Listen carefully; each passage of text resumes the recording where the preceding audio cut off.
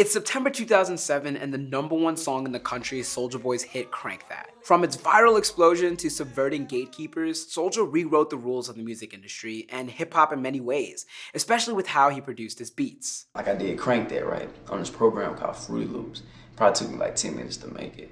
And everybody know like I made like $10 million off of the song Crank That.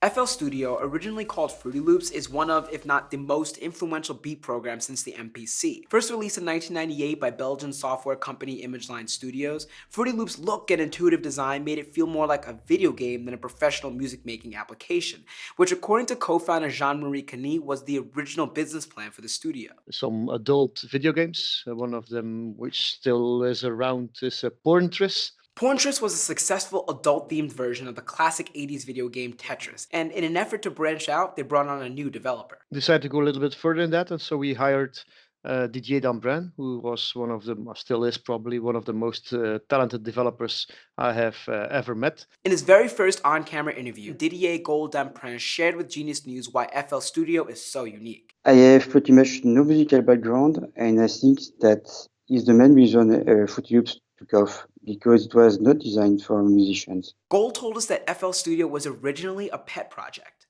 I started FruityLoops for myself, and later, because it was too much work for free time, ImageLine allowed me to continue it for them. Didier mentioned that the app was indeed named after the Kellogg's cereal. Actually, it was just a silly name, because silly names are really good names for products. But they were forced to change the name after a lawsuit. In 1999, ImageLine released the second version of Gold's creation, and it was an overnight success. It seemed to have gotten pretty popular because as soon as we put it online, wherever we put it online, the servers went dead. The product had some early adopters, especially in the world of EDM, where big names like Deadmau5, Martin Garrix, and the late Avicii made their earliest hits on FL. But when it came to hip-hop, established producers didn't take the program seriously. However, North Carolina's Ninth Wonder was an early adopter and produced Little Brother's breakthrough 2003 album The Listening entirely on FruityLoops. Asked them how I sounded rocking the mic. One chick told me all she listened to was beats. Thank God for Nike. As well as the fan favorite Threat from Jay-Z's Black album that same year. You niggas must got 9 lives.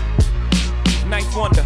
Even though some hip-hop heads felt that beats made using FL weren't authentically hip-hop, Ninth said he used it out of necessity, saying, quote, "I didn't choose FruityLoops to sample. That's the only choice I had. But the fact that it's a $50 program that you download off Kazaa and I won a Grammy off it fucks with some people, man." With FL Studio, all you needed was an internet connection, something Canadian producer Boy Wonder, who made Drake's first hit Best I Ever Had, knows very well. I ended up just taking my mom's credit card and just downloading FruityLoops, and I started using it for like the whole summer. I wouldn't even go outside. However, not everyone paid. Many users like Soulja Boy downloaded illegal versions, something Jean-Marie lamented. Oh, but you're so lucky with piracy.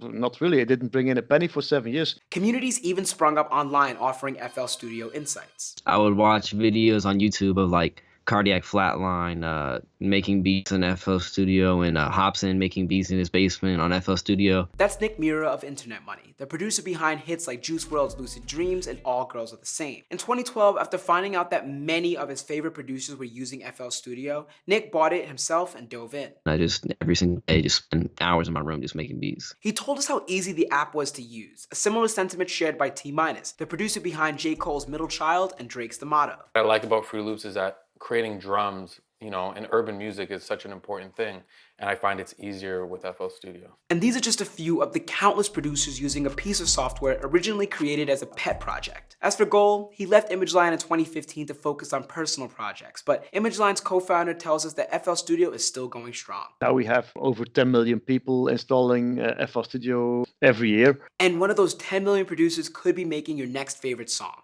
It could also be you. I'm Jacques Morel with Genius News, bringing you the meaning and the knowledge behind the music. Peace.